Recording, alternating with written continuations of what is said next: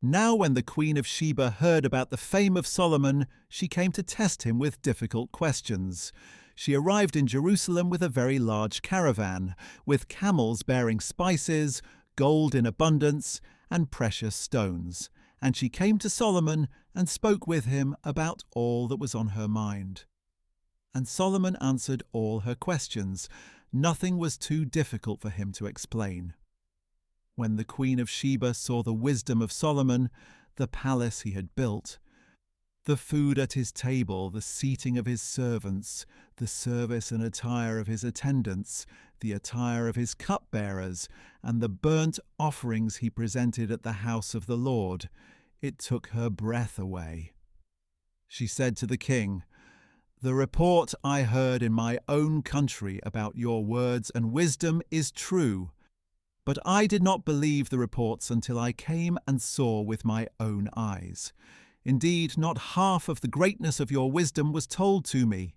You have far exceeded the report I heard. How blessed are your men!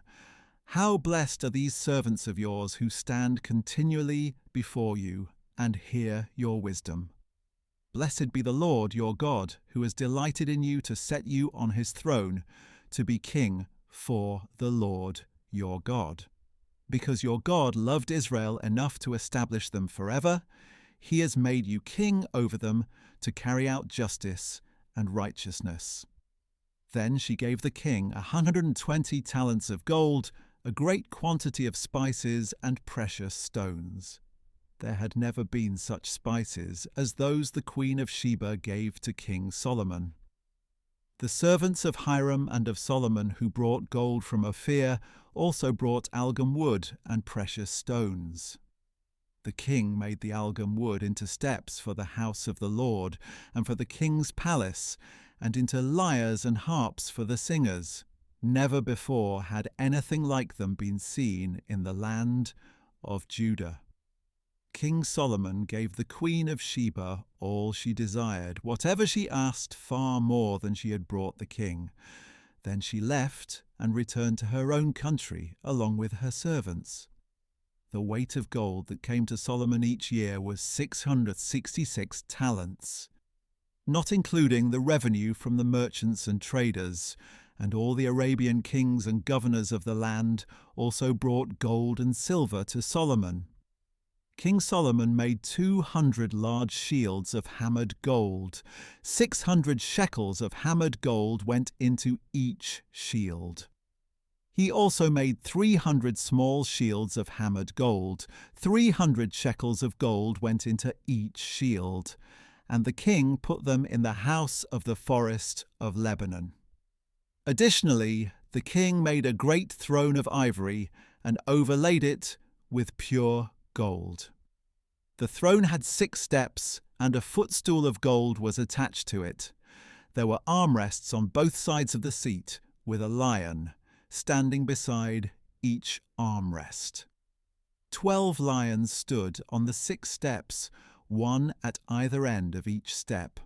Nothing like this had ever been made for any kingdom.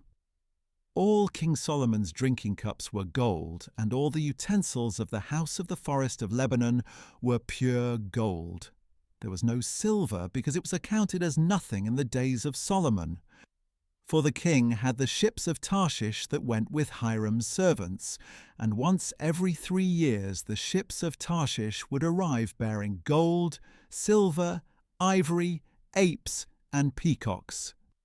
So King Solomon surpassed all the kings of the earth in riches and wisdom.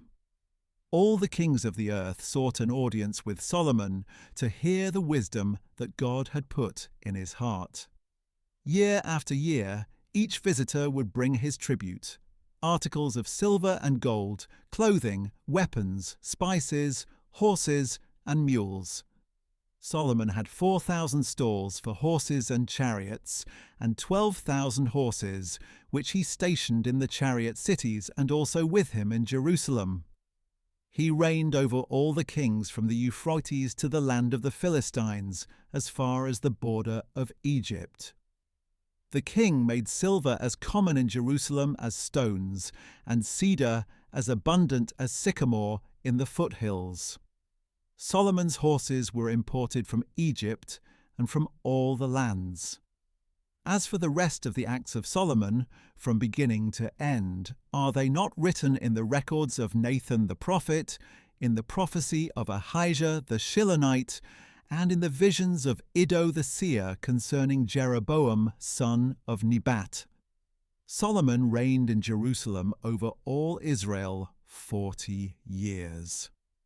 And Solomon rested with his fathers and was buried in the city of his father David, and his son Rehoboam reigned in his place.